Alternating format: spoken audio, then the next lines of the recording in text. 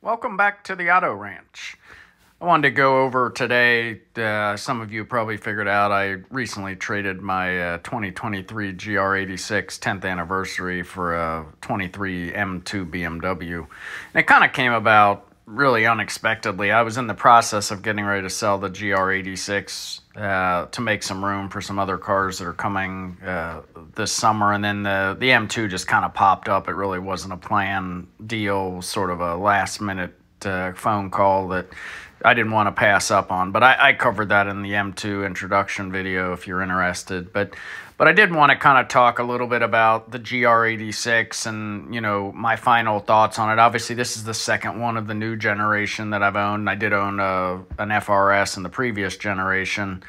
And just kind of give kind of my thoughts of, having owned two of these now, and talk a little bit about the cars. I mean, I still believe it is the GR86 in its current generation is a great car, and it's still the best practical bang for the buck sporty car under 40 grand. It certainly looks faster than it is, especially as an automatic. But it is, it provides a ton of excitement and kind of revitalized a segment that sort of was dying. And I think in Toyota and Subaru's case, there's just less and less of these coupe type of vehicles, sporty coupes out there. So they're getting the benefit of that, which is good because the last generation really it wasn't really that exciting at the end, and they certainly weren't selling a lot. I will say it's a shame that, Toyota and Subaru don't invest more in the automatic transmission than they have. So, obviously about 2/3 of these come, in an automatic. And while it's okay in sport mode, for those of us who want an automatic, for daily driving, but we also want to have the ability outside of the automatic convenience to have something more fun when we want to on the automatic side, the automatic in these cars leaves a bit to be desired. Most automatics today are faster than their manual counterparts in the same car, but that's not the case with this particular car because of the automatic they chose to put in it. So that's an issue. That was an issue for me, and as we've talked about on the channel, getting these in a manual is tough. And Toyota claims that the take rate, is the desire at least is much higher for the automatics. But so that was a factor for me, and when I was looking at these, like, do I keep this as more of a long-term daily driver? The automatic I found was a little boring, for just typical daily driving, unless you had it in sport mode. But I do want to kind of address this briefly, kind of the manual versus automatic debate on cars. I find it funny because this is a problem, or not a problem. It's a discussion point that's been going on for years. I always find that the internet, if you're on the internet, you got to have a manual. Even though the mainstream buyers want automatics, if you're not a car person, if you drive an automatic, and it's kind of been that way, like I said, for as long as I can remember. Probably in the last 15, 20 years, automatics have become faster than their manual counterparts. So some of that argument has been lost over time. But I do think it's not, it's important to remember that, car people, need to stick together, and whether you drive a manual or an automatic, you can be a true car enthusiast. I certainly have owned cars with both automatics and manuals and enjoyed them both for what they were.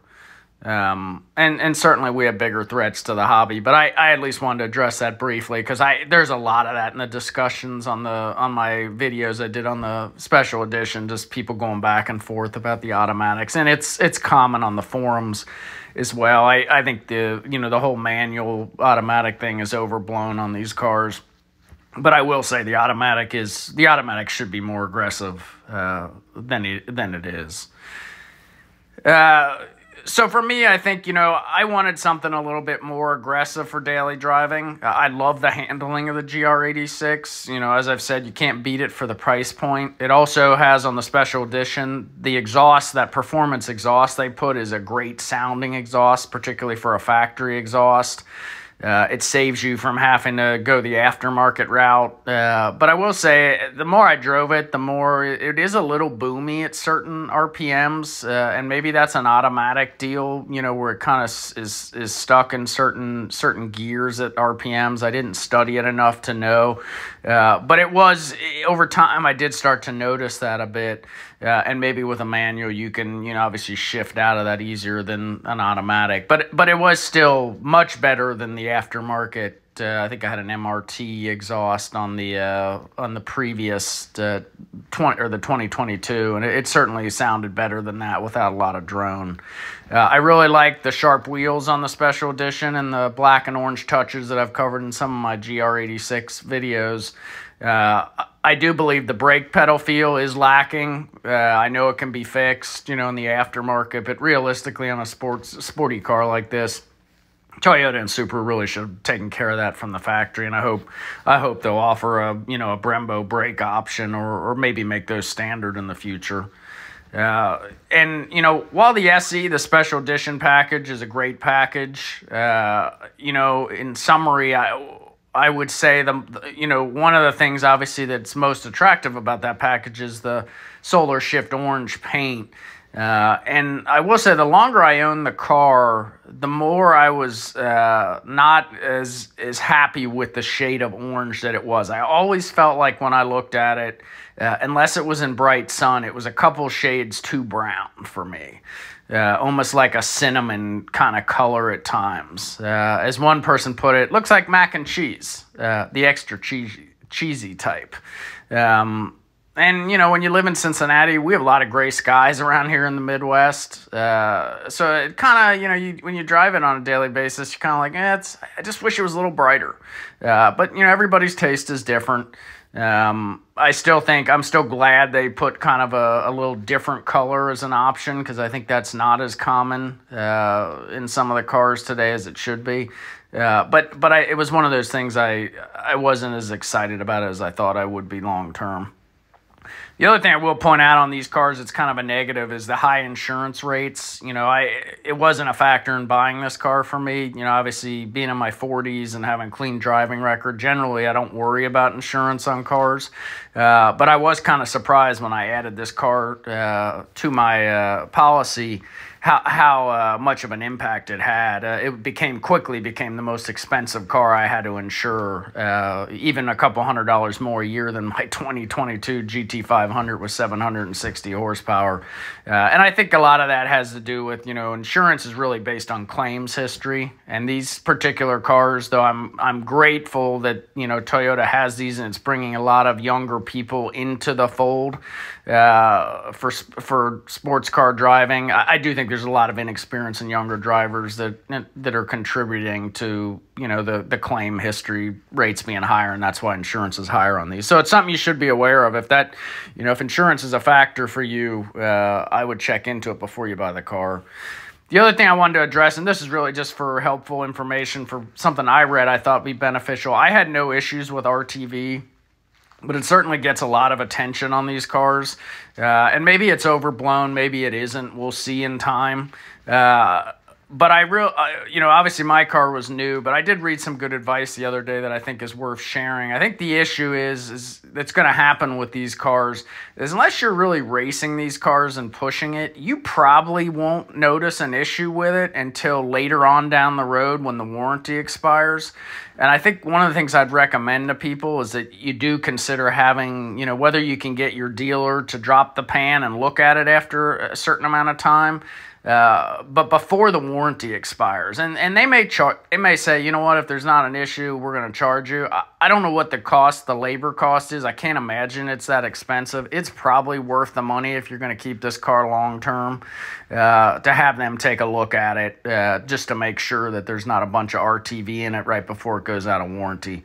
And I'm still hopeful that I think Toyota is doing the right thing by people at this point. I hope they still will, and maybe they'll offer, if this does become a bigger issue, hopefully they'll do it voluntarily. If not, the government will probably force them to offer some type of recall or long-standing warranty, longer than the standard powertrain. So we'll keep our fingers crossed on that. I will say the other thing with these cars is particularly if you're going to trade out of it anytime in the near future is I would be sure to shop around when you're trying to get values on these, whether you're trading it or you're selling it. I found there were a lot of the mainstream places you go to get values, like Carvana and Vroom and some of the online marketplaces. A lot of those places really lowballed on this car.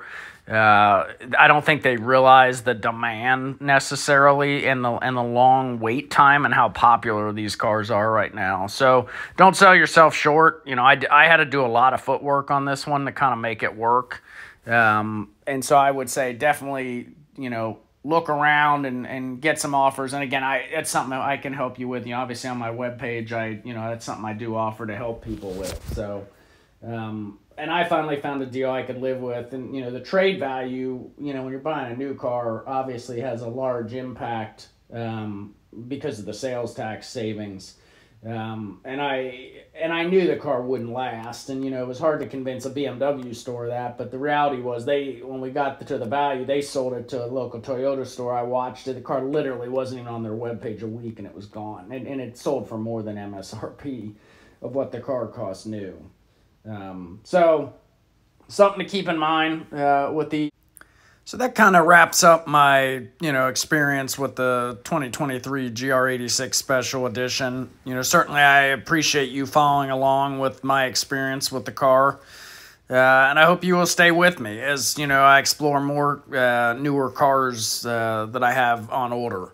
And I have several exciting ones that are out there, including a Z06, new Nissan Z, and a Dark Horse Mustang as well. So, and there could be some other cars, that pop up between now and then. So this is my passion. I love playing with cars and certainly sharing those experiences as an owner, not just a reviewer. So we'll have more to come. So I hope you'll stay with me. If you're a current subscriber, I certainly appreciate you being a part of my channel. And I hope you'll consider joining, if this is the type of content you enjoy. So I hope you have a great day, and thanks for listening. Stay well.